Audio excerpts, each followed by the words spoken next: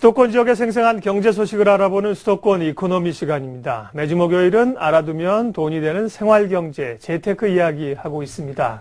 IM 자산관리센터 최영식 본부장님 모셨습니다. 어서 오십시오. 네, 안녕하세요. 네, 오늘은 내 집 마련인데요. 재테크의 네네. 가장 기본이 내 집 마련인데 네, 이거를 세대별로 좀 나눠서 2주간 네네. 해주신다고 하는데 오늘은 2030 세대 주택 마련입니다.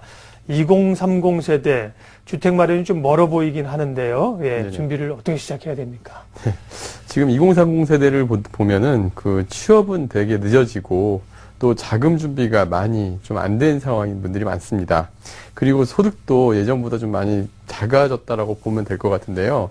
그러다 보니 주거 비용으로 월세 쪽 비중도 크고 또 주택의 계획이 무엇보다 중요한 시기가 되었습니다. 실제 그 통계를 보면요. 인구주택 총조사 결과 2010년도 자료를 보면요. 지금 현재 우리나라 그 2030 세대, 즉 2010년 인구주택 총조사 결과를 보면 에코 세대라고 하는데 1979년생부터 1992년생에 해당하는 부분들의 통계가 따로 나와 있는데요. 주거 형태를 보면 보증부 월세가 42.5%, 그다음에 전세가 31%, 자가주택이 15.4%, 사글세 및 기타 무보증 월세 비율 11.2% 순인데요. 사글세와 무보증 월세까지도 포함하게 되면 전체 세대의 54%가 주거 비용이 큰 월세에 거주하고 있는 거 조사되었습니다. 월세를 살다 보면 그렇지 않아도 2030 세대 같은 경우에 취업이 늦어진 소득이 줄어든 상황이다 보니 더 힘겹게 되는데요. 이때부터 미리부터 사회생활 시작부터 좀 주택 플랜을 좀 세울 필요가 있습니다. 네, 그럽니다. 물론 이제 젊은 층이니까 자가주택 비중이 뭐 낮은 거는 뭐 정상적인데 네네. 월세 비중이 너무 많아서 소득에서 빠져나가는 돈이 많다는 걸 겁니다. 네네. 자, 20, 40대 그러면 내 집 마련은 언제부터 시작합니까? 결혼하는 시점이 가장 많은가요? 뭐 일반적으로 네. 결혼하는 시점부터 사람들이 많이 세우곤 하는데요. 네. 그런데 처음에 회사 입사하면서부터 많은 사람들이 고민을 하는 게 저 결혼 시점의 결혼 자금 비용입니다. 근데 결혼 자금 비용에서 대부분을 차지하는 게 또 주거 비용이거든요. 예. 따라서 회사 입사함과 동시부터 그 주택에 대한 플랜을 좀 세울 필요가 있습니다.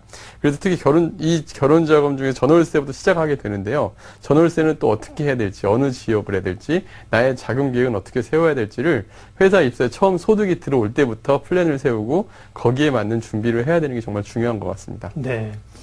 사람이 만물의 영장인데 제일 힘든 것 같아요. 이 동물학자들이 쓴 거 보면 동물들은 먹을 걸 예비하지 않는다고 합니다. 네, 맞습니다. 그때 이제 다 해결하는데 우리는 뭐 늘 미래를 이제 준비를 하고 대비를 해야 되고 그게 또 이제 현실인데요. 네. 집 마련, 내 집 마련, 집을 마련할 때 뭐 계층별로도 다를 수 있겠습니다만은 내 집 마련한다. 고려해야 될 요인들이 어떤 게 있을까요?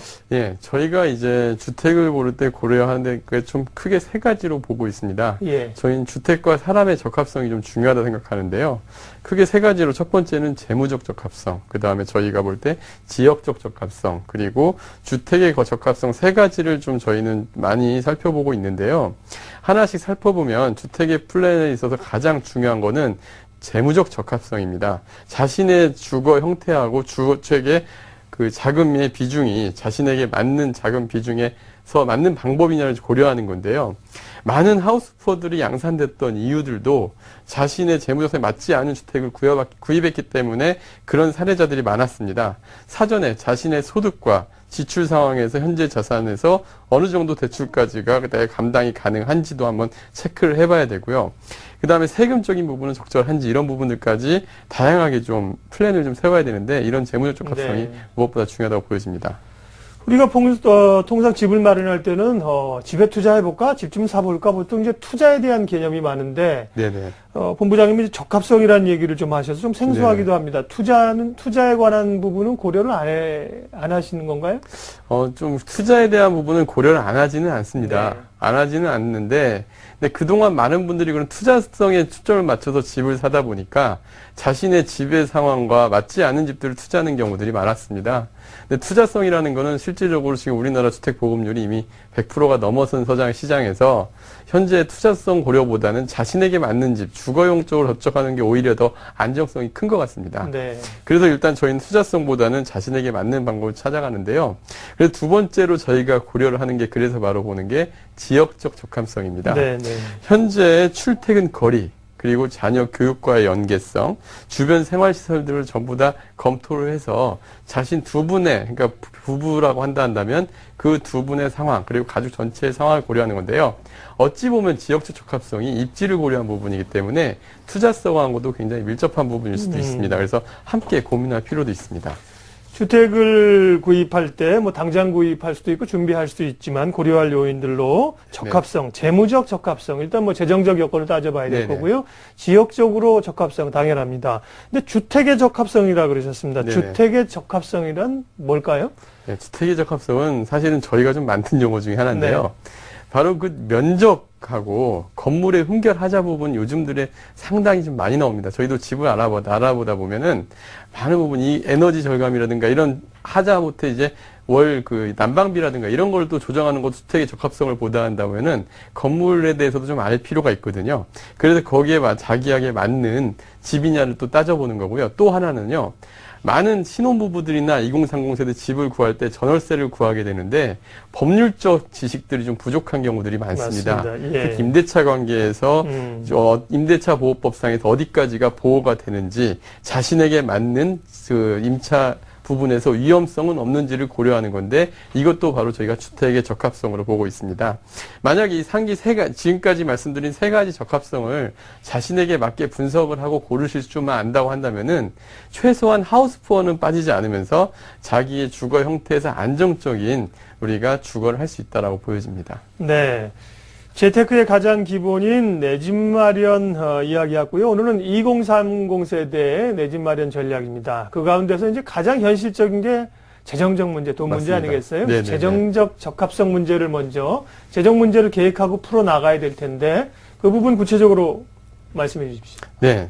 재무적 적합성은 현재 집을 구할 때 많은 분들이 이렇게 구합니다. 자기 집 주변에 중개사무소에 가가지고 내가 그냥 집을 사고 싶은데 저렴한 게 뭐가 있나요? 그래서 이런 식으로 집을 구하게 되는데 부동산 중개사무실에서는 뭐 많은 분들이 그럴 것 같지는 않지만 대부분의 분들이 현재 이게 싸니까 이 집을 구하시면 됩니다. 그 분의 재무적 상황을 고려하지 않았습니다. 그 금융기관들도 마찬가지였죠. 이분에 맞는 대출 이 규모가 과연 맞는지 안 맞는지 이런 거를 판단하지 않고 일단 이 집에서 최대 한도의 대출은 이 정도까지니까 이 정도의 대출을 냅니다 해서 재무적 적합성은 순전히 본인들 스스로 판단해야 될 문제였습니다.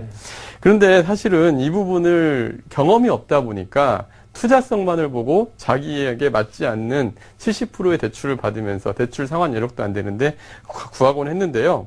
많은 분들이 이런 사례자들이 많다 보니까 요즘은 조금 그래도 조심스러운 게 느껴졌지만 이 재무적합성을 잘만 고려하면은 제가 준비한 사례자분처럼 할 수 있을 것 같습니다. 30대 A씨 부부 두 분을 제가 한번 상담 사례를 한번 보여드릴 건데요. 이 두 분 같은 경우는 자녀 2명을 키우면서 알뜰하게 저축을 하고 있는 30대 부부입니다. 한 달 세후 소득으로 외벌이 부부다 보니까 330만 원 정도 소득인데 4인 가정에서 250만 원 정도 지출이면 좀 알뜰하게 전 쓴다고 보이거든요. 그리고 한 달에 80만 원 저축을 하면서 처음에 집을 구할 때도 금천구에 아파트를 구했는데 그동안 전세담보대출을 껴서 그 전세담보대출을 갚고 자산을 형성해 와서 지금 4년 정도를 그렇게 해오다 보니까 1억 4천만 원 정도가 모여진 상황입니다. 이제 1억 4천만 원 대출을 다 갚았는데 또 문제는 지금 올해 들어서 또 전세값이 많이 오르다 보니까 전세 시세는 이 아파트가 2억 정도 하는데 집주인께서 전세보증금 5천만 원을 올려달라고 그래서 1억 9천에 지금 재계약을 하느냐를 고민했던 분인데요. 이렇게 전세계약 갱신해서 자산을 모아오다 보니까 좋았는데 이제는 자녀도 이제 초등학교에 가야 되는 시점이 되고 이러다 보니까 집을 사야 되는 게 맞는지 이제 플랜을 좀 요청한 케이스였습니다. 그러게요. 시가가 한 2억 하는데 1억 4천에 전세를 살고 계셨는데 뭐 1, 2천을 올려달라고 하면 그나마 납득할 수 있는데 5천만 원을 올려달라. 이러면 뭐 당장 5천만 원을 마련하는 게 부담도 되고요. 차라리 집을 살까? 혹은 또 이사를 가야 될까? 그런 고민이 당장 생길 거 아닙니까? 맞습니다. 그래서 이분 같은 경우도 지금 이제 정확하게 집을 사실 때가 되었습니다. 실제로 보면은 우선 재무적 적합성을 보면요. 만약에 이분이 전세를 증액을 한다면 또다시 전세 대출을 받으셔야 됩니다. 근데 지금 우리나라 지금 현재 그 은행들에서 전세 대출 금리를 보면 코픽스 플러스 2.5% 정도, 현재 시준으로 봤을 때는 4.5% 정도에서 5% 사이의 금리를 적용받게 되는데요.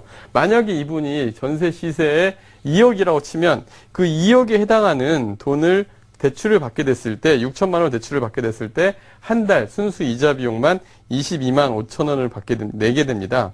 그리고 이 시점에 대해서 만약에 이 집이 전세가 2억인데 현재 매매가는 2억 4천 정도 형성되어 있는 집입니다. 그럼 만약에 이분이 이 집을 매수를 할 경우에는 이제 생애 최초 그 주택 마련자에 해당이 됩니다. 그러면 생애 최초 주택 구입자는 지금 요즘에 그 많은 대출 혜택을 주고 있는데요. 특히 디딤돌 대출과 수익 공유형 모기지론 같은 경우 선택이 가능해지는데 만약에 이분이 수익 공유형 모기지 대출을 받았을 경우에 1억 정도를 대출을 받을 수가 있게 됩니다. 네. 1억의 대출을 받게 되면 최소 1.5% 정도 금리가 적용이 됩니다. 1.5% 금리를 적용하게 되면 1억의 대출로서 한 달 이자가 12만 5천 원 정도의 이자 비용을 내게 되는데요. 이분 상황에서 본다면은 자신의 주거 비용을 줄이고요. 주거도 안정화시키고 또 교육 면에서도 자녀의 초등학교 교육 완료 시기까지 어느 정도 주거도 안정화가 되기 때문에 저축도 좀 나름대로 해갈 수가 있게 됩니다. 그럼 이렇게 구해지게 된다면 무주택자들 같은 경우 또 출퇴근 문제도 30분 이내에 지역 적합성도 맞춰지고요. 이분처럼 대출 문제도 고려해야 되지만 집을 구입할 때 자신의 상황들을 정확하게 고려해서 재무적합성을 고려한다면 네. 최근의 경우에는 매수에 이렇게 나서는 것도 나쁜 방법은 아닌 것으로 보여집니다. 요즘 뭐 신의 한 수라는 말이 유행하던데 네네. 그야말로 신의 한 수입니다. 그러니까 전세 보증금 5천만 원을 올려달라는 것을 위해서 5천만 원을 빌려야 되는데 네네. 거기에 따른 이자가 있을 거예요. 맞습니다. 그것보다 훨씬 더 저렴한 비용으로 대출을 받아서 구입하는 게 이 경우 훨씬 나은 거군요. 네, 맞습니다. 그런 정책적 상품들이 많이 있다는 거예요. 특별히 이제 처음 주택을 구입하시는 분들, 네네네네. 생애 최초 대출자들, 자, 이런 분들을 위한 상품들이 몇 가지가 있습니다. 실제적인 도움이 될 텐데, 그 부분 좀 설명해 주세요. 네, 지금 현재 우리나라 지금 주택에 대한 요번 정부도 정책적으로 보면은 많은 혜택을 주고 있는 것 중에 하나가 바로 대출제도인데요. 그 첫 번째가 수익 공유형 모기지라는 게 있습니다. 수익 공유형 모기지. 예. 예. 수익 공유형 모기지는 주택 매각 또는 대출 만기 시점에 중도 상환시 매각 이익의 일부를 만약에 집을 매도를 한다 했을 때 만약에 차익이 발생할 경우에 일부를 그 대출 비율에 따라서 그 같이 공유한다는 뜻의 수익 공유형 모기지입니다. 네, 집값이 오른 거 네네. 수익을 나눈다. 그렇죠. 네. 이익을 대출해서 좀 나누는 건데 네. 기금하고요. 실제 수익 공유형 모기지 대출 금리부터 하나씩 조건을 보면요. 네. 먼저 대출 금리는 고정금리로 1.5%를 적용받게 됩니다. 굉장히 저렴한 네, 거죠. 1.5% 고정금리를 한다면 실제로 많은 분들이 이 정도 금리가 나올 수가 없는 조건인데요. 대신 내가 이제 가진 매매 차익에 대해서 이익을 좀 공유한다는 건데, 근데 이익에서도 또 재밌는 게 기금의 최대 수익률을 연 5% 이내로 제한을 하고 있습니다. 그러다 보니까 집값이 오른다고 하더라도 많은 분이 이익을 쉐어를 하니까 1.5%의 금리는 부담이 많이 줄게 됩니다. 대신 대출 한도는요, 주택 가격의 70%로 적용을 하고 있고요, 구입자 연소득 4.5배 이내로 제한하고 있습니다. 그 다음에 대출 대상 주택은 아무래도 이건 서민을 위한 대출이다 보니까 전용 면적 85제곱미터 이하, 즉 우리가 흔히 얘기하는 32평 아파트라고 보시면 됩니다. 85제곱미터 이하 6억 이하 아파트에만 해당이 되고요. 수도권 및 5대 광역시에 한정해서 대출을 해주고 있고요. 그 다음 20년 원리금 균등 분할 상환만 가능합니다. 그리고 조기 상환 수수료는 30년 이내 연 1.8%, 5년 이내 연 0.9%의 조기 상환 수수료가 있고요. 대신 여기에는 조건이 있는데 연 소득 7천만 원 이하에 다 해당자만 해당됩니다. 네. 수익 공유형 모기지 인기가 있는 상품입니다. 근데 궁금한 게요. 네네네. 집을 이렇게 대출을 받아서 저리에 사서 수익이 나면 이거는 네네. 이제 기금과 나누는 겁니다. 네네. 근데 집값이 만약에라도 떨어졌다. 네네. 손실이 났다. 그런 경우에는 어떻게 합니까? 이제 그런 네. 경우는 어쩔 수 없는 이제 손익공유 모기지 같은 경우는 그런 부분도 보전이 될 수가 있는데 네. 근데 수익공유 모기지 같은 경우는 금리가 낮은 대신 그런 부분은 아무래도 그 매수자의 좀 리스크로 봐야 되는데요. 네. 근데 이분들이 그 집을 산다라고 가장 주거를 안정화시키는 목적으로 장기간 보유가 목적이기 때문에 현재 이 말씀한 세대들에서는 그 위험은 조금은 낮다라고 보여집니다. 그렇군요. 네네. 그리고 내 집 마련을 위한 그 대출, 유용한 대출 가운데 생애 최초 내 집 마련 디딤돌 대출이라는 것도 있습니다. 이건 네네네. 어떤 제도인가요? 이제 이건 생애 최초 주택을 위한 그 대출이 좀 발전된 건데요. 네. 수익 공유형 모기지는 수익을 쉐어한다라는 개념이 들어가 있는데, 수익을 좀 공유한다는 개념이 있는데, 이건 일반 모기지 대출하고 또 동일하다고 보여집니다. 일반 담보대출이 네. 그냥 자기가 대출을 받아서 이자 비용을 지불을 하는데 금리적인 혜택을 준 상품이라고 생각하시면 가장 정확한 것 같습니다. 우선 금리가 소득에 따라서 약간씩 달리 적용되는데요. 정부 고시에 따라서 기준금리 3.5%를 적용했을 때 각 그 소득 수준에 따라 금리가 다르게 적용되는데요.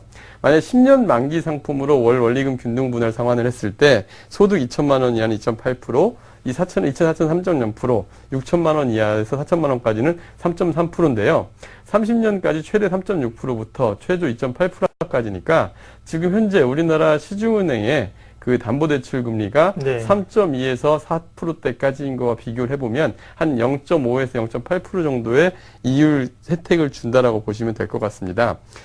대출 한도 같은 경우는 각 조건별로 따져보면은 대출 대상 주택은 일단 대출 한도는 최고 2억 원 이내에서 DTI 즉 소득 대비 대출 비율을 적용을 해가지고요. 최고 2억 원 이내까지만 대출을 해주고 있고요. 전용 면적은 85제곱미터 이하 6억 원 이하의 주택에만 해당이 되고 수도권 이외의 지역 같은 경우는 읍면지역 100제곱미터 이하까지만 해당되게 됩니다. 대출 기간은 10년, 15년, 20년, 30년 원리금 균등 분할 상환으로 지금 해주고 있고요.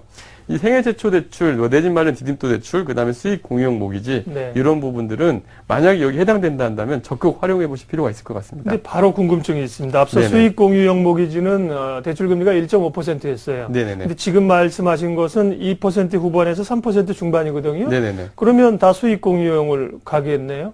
자격 요건이 다른가요? 자격 요건은 네. 비슷한데요. 네. 차이는 뭐냐면 수익을 배분한다는 겁니다. 네. 집값에서 이제 집값이 오른다라고 가정을 해서 물가 상승률만큼 오른다라는 아하. 가정 하에서 이익을 갖다가 배분해야 되다 보니까 네. 사실은 만약에 집값 상승이 예상이 된다고 한다면은 이 1.5% 금리가 오히려 마이너스일 수도 있습니다. 이건 배분을 안 하는 거군요. 네, 맞습니다. 자, 2030 세대에게 주택 마련 플랜이었는데 최종 정리 간단하게 하겠습니다. 예. 2030 세대 주택 플랜에서 가장 저희가 고려해야 될 사항 몇 가지를 좀 뽑아봤는데요. 첫 번째는 무조건 현재가 내가 벌고 있는 소득과 자산 상황을 좀 자세하게 좀 검토를 좀 해주셨으면 좋겠습니다. 지금 하우스 푸어 문제는 정말 우리나라 전체적인 문제라고 좀 보여지는데요. 개인에게도 좀 많이 아픔이 있는 그 문제인데 꼭 자기 소득 대비 적정한 주거 비용인지를 반드시 검토할 필요가 있고요. 두 번째는 많은 분들이 이제 임대 계약을 하게 됩니다.